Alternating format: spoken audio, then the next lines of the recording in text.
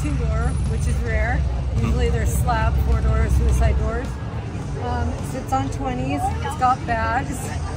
Perfect from the inside out. It's a 350 crate motor. Oh, great. Basically, paint on it is 3-stage black. Everything about it's perfect.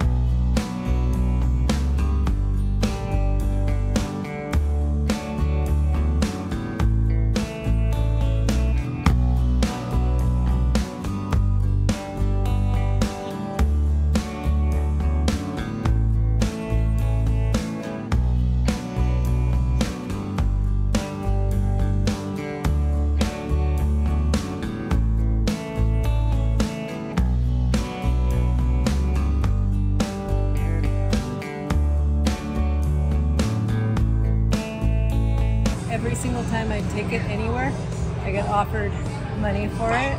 No doubt. Today I got offered like 130 for it. Is it something you're willing to part with for the right price? I love it. Yeah. It's my baby. I love it.